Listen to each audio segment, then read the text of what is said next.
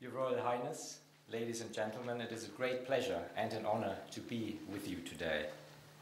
Thank you for the invitation and the opportunity to share how I implement accounting for sustainability in my global businesses. I love the term I just heard from His Royal Highness, future-proof.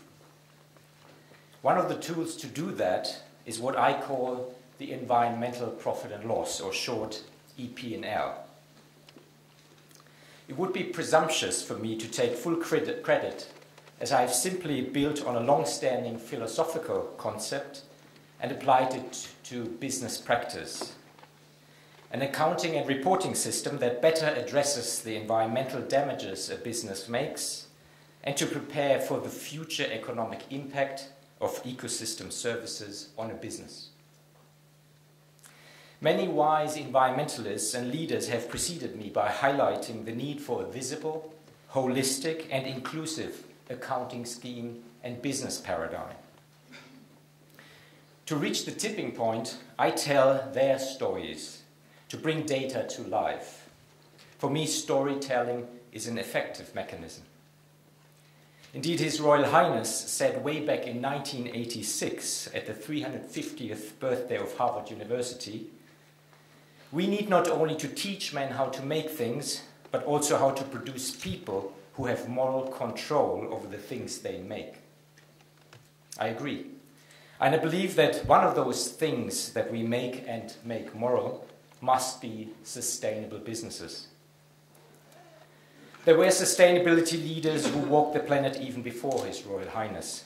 One ancient prophet of sustainability was so committed to nature that he invited couples from every species to dine with him in his home for a full month. His name was Noah. We need to take a step back and acknowledge that throughout history we have had a sense of entitlement to do whatever we wanted with our planet. As humans, we've always had an unspoken contract with our planet. I take care of you, you take care of me. And we have broken this contract. We have acted as though nature and the free services it provides are everlasting and ever renewable, yet, as we all know, they are finite. As a species, we've had many bright ideas about how we can violate the contract and how we can fix what we have broken. But as Marshall McLuhan has pointed out, these bright ideas have largely been in one era and out the other. The reality is that we have no choice but to be accountable, ethical, and responsible to our environment. To my view, we should consider the global context, our impact upon humans and species, and our long-term future. Why? Because as the historian Daniel Boorstein said, with history, you never see the price tag until after you've made the purchase. Given the state of our planet, as humans, we can no longer conduct business as usual in hopes that our future will remain the same as we know it today. We know the ecosphere is in danger. We know that too many species are becoming extinct. And morally, we know that it is our responsibility to cooperate and work with nature rather than against it. Just months ago, a study by the International Energy Agency estimated that greenhouse gas emissions last year were the highest carbon output in history, having increased by 1.6 gigatons from 2009 to a record 30.6 gigatons of carbon dioxide being released into our atmosphere in 2010. How is it then that we still fail to heed these dire warnings? What will be the ultimate wake-up call? My own wake-up call began a number of years ago, but took real hold while I was writing my book, Prayer, Profit and Principles, Monk and Manager in Dialogue. I wrote it with Benedictine monk Anselm Grün. I began to rethink my own sense of entitlement and my acceptance of the status quo, especially when it came to my role as CEO. In that regard, one might consider the words of Jean-Paul Sartre: once we know and are aware, we are responsible for our action and our inaction. We can do something about it, or ignore it. Either way, we're still responsible.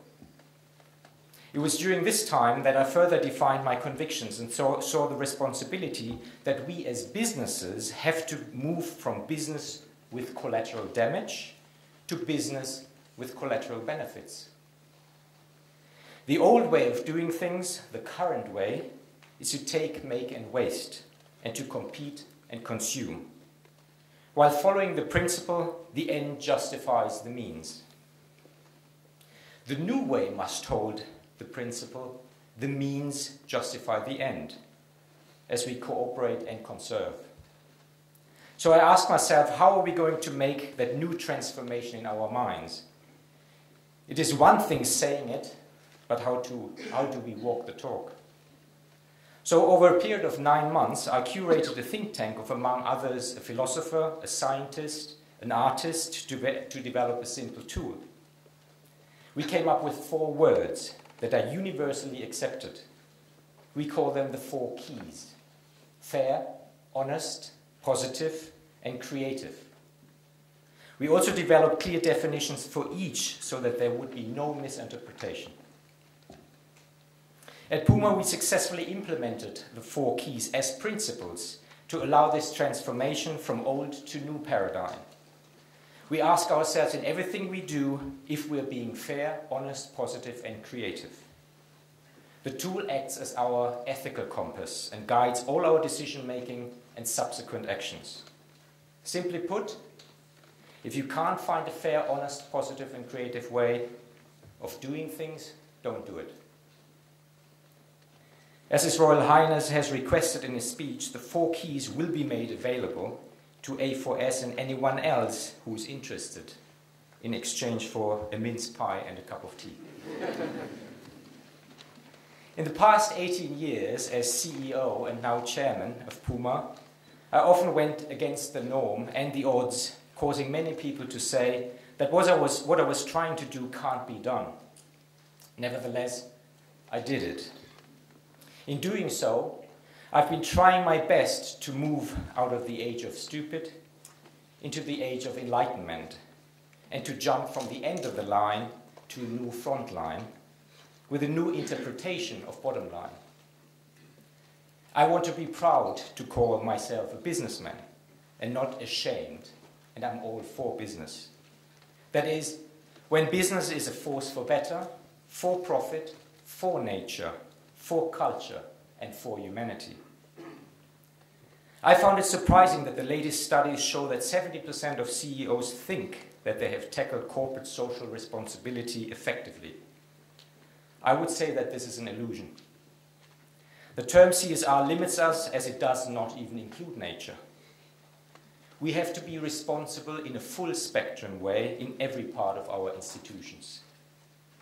We must realize that a fundamental shift is required in the way we think, act, and manage our businesses sustainably and beyond CSR. There is no alternative. While researching my book, I was also inspired by Paul Hawken and Pavan Sukhdev's work of TEEB, who I'm happy to see here today. As an individual, valuing natural capital resonated with me as something all levels of society, including governments and businesses, must aspire towards. As a businessman, I thought, but how can business transparently tackle the challenge of the economic invisibility of nature? And even more importantly, I thought, how can business practically integrate natural capital and other externalities into accounting and decision-making in order to provide the essential foundation for a sustainable economy? I truly believe that to continue disregarding externalities is no longer effective to the health and long-term prospects of business, nor to our planet. We therefore need to move from a bleeding edge in business that correlates with the destruction of nature to a leading edge that takes nature into consideration and values it accordingly. And where best to step up to the plate, but at my own businesses. After searching for a solution and tool to implement at PUMA, finding that there was nothing available, I then decided, why not just do it ourselves? Let's jump into the deep end. And with that jump, it only made sense to utilize our accounting framework when monetizing PUMA's environmental impacts so that I could read it like a traditional profit and loss account. This is a language that isn't scary for businessmen. The word spirituality can sound as spooky and sinister to some as the word the corporation does to others. It all depends what you're familiar with. If I were a bee, I could charge for the free services I'm providing to farmers, consumers, and everyone who benefits. If I didn't do so, if my role as a bee was unrecognized, my value would be underestimated, and the damage of my extinction would not be taken into account until too late, just like most of the damage business does on nature goes unnoticed. Numbers, as we all know, are familiar language business understands. We've been hardwired for over 100 years to use a certain type of accounting. Like most people, we CEOs find comfort in using familiar terms. In my case, this transformation in traditional corporate reporting is a restoration and rehabilitation process I decided to call the environmental profit and loss account. For those of you here today who are not familiar with the concept, an EP&L simply internalizes externalities. It addresses the cost of business to nature by accounting for the ecosystem services a business depends upon to operate. And it includes the cost of direct and indirect negative impacts on the environment. To put it simply, the EP&L is a means of placing a monetary value on environmental impacts throughout the entire value chain of a given business. The primary purpose of an EP&L is to show managers and stakeholders where in an operation and its supply chain these impacts occur and their magnitude. It serves as a metric to measure and monitor the footprint of a company. An EP&L is a tool to provide a more holistic and all-encompassing view of managing a business more sustainably. One of the reasons businesses do not place a value on ecosystem services vital to business operations is because we don't have to. But one day, business will have no other choice but to. And why not prepare for the long-term prospects of our businesses now? An EP&L provides us with necessary information we otherwise do not have access to. It identifies material value drivers and manages risks so that businesses will be prepared for the future as well as for future legislation, such as disclosure requirements or taxation relative to impacts. Governmental measures that I, for one, would fully support. Future-proof. At PUMA, with the support of our Sustainability Advisory Committee and the expertise of PricewaterhouseCoopers and Trucost, we identified that the key areas for the PUMA EP&L were greenhouse gas emissions, water use, land use, air pollution, and waste through our operations and supply chain. These were valued at £124 million in 2010. It was a significant revelation for us to discover that PUMA's supply chain is responsible for 94%, equaling £117 million of our total environmental impact, and only 6%, or £7 million, deriving from PUMA's core operations, such as offices, warehouses, stores, and logistics. To break it down further within the supply chain, 9%, or £11 million occur in Tier 1. Tier 1 is where the manufacturing of our products actually happens. The remaining 85%, or £106 million, occurs in Tiers 2, 3, and 4. Tier 2 being the manufacturing subcontracting, Tier 3 the raw material processing, and Tier 4 where the production of raw materials occur. And most interestingly, over half, 57%, or 71 million of all environmental impacts are associated with Tier 4 of PUMA's supply chain, the actual production of raw materials such as leather, cotton, and rubber. These figures now give us the ability to pinpoint exactly where our impacts actually take place in pounds and pennies. I'm using pounds and pennies as euros and cents don't quite have the same ring to it lately. We also hope to define the SP&L, that is, our social profit and loss account, i.e., in this case, social means humans, not units. This would add to our EP&L, having even more information to rely upon for better business from an economic, environmental, and social point of view. And in knowing comes power, including the power to choose our supply partners and also to support them in capacity building initiatives. As just one example, we're already working closely with our Tier 1 manufacturers, where we've direct influence to implement more efficient and effective production technologies for reducing and eliminating waste, such as cutting and sewing technologies, which subsequently decreases the amount of waste considerable from unusable material. It also becomes very clear in using our EP&L that the lion's share of our impact occurs the moment we decide to use virgin raw materials like leather, cotton, or rubber. And as we improve our visibility and drive to make products more sustainable or less unsustainable, it will come down to alternative, cradle-to-cradle or recycled materials and the choices our designers and developers make to achieve a significant reduction. As businesses, we must redefine the word quality. If it's not sustainable, it's not good quality. Quality that sets the pace for a new, more sustainable consumerism leading to long-term shareholder value. We need to educate our consumer. And who best to change consumer behavior than institutions that invented it? Us businesses. There is no excuse.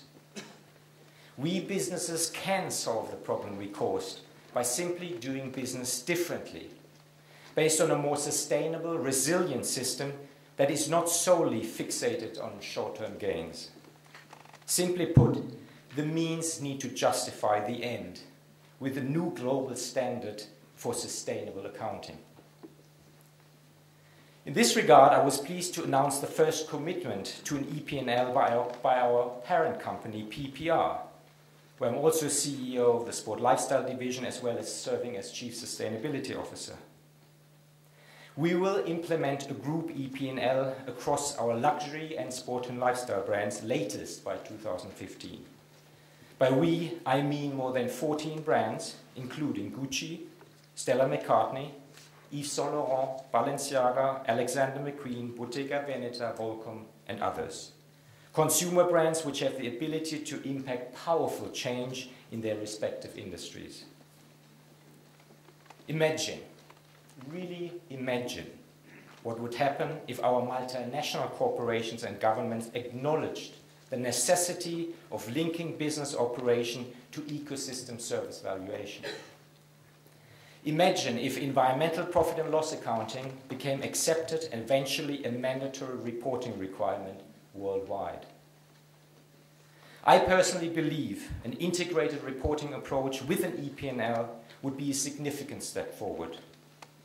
So why not sign up for it now? I'm happy to share our intellectual property. Each step forward is a step further away from doomsday and a future we know is coming.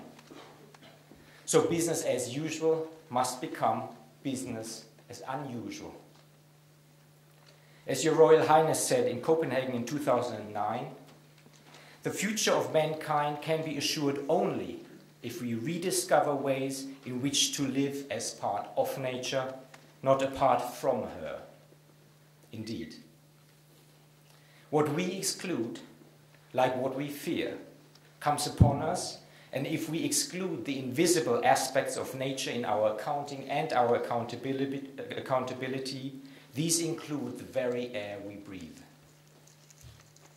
It has been said, what profiteth a man if he gains the whole world and loses his soul? And we must add to that, what profiteth man if he gains sole control but loses the whole world? Paradoxically, our shortest cuts cause our longest pains. Nature has always known that we are a problem species, but now, ironically, we're even an endangered one as well. Yet, there's a way out. When we feel squeezed by a tightening economy and by a depleted environment, not to mention by a heavy suit of armor we call our responsibilities, we sense that there is no place to turn, left, right, or center. And yet, there's another direction we can go, upward. When we go upward, from above, we can see with new vision and find the great path of freedom towards restoration. This is what I believe Marcel Proust meant when he said, "The real voyage of discovery consists not in seeking new lands, but in seeing with new eyes." By rising up, we can see with new eyes the whole earth, the holistic perspective, the holiness of life, and the wholeness of our existence. So let us rise up to a vision not only of seeing our EP&L, but also feeling the spirit and the energy behind this way of seeing. During this festive time of year, this spirit is epitomized by England's 3 greatest December prophets, all of whom flourished not too far from where I stand. These are 3 of Britain's greatest December exports, known to the world as Ebenezer Scrooge, Tiny Tim, and actually I can't remember who the dickens the other one was.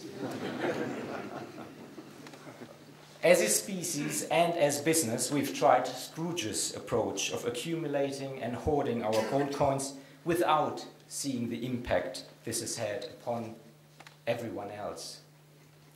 As we rise up, it is time to see with new eyes the alternative perspective and what Tiny Tim may say instead today.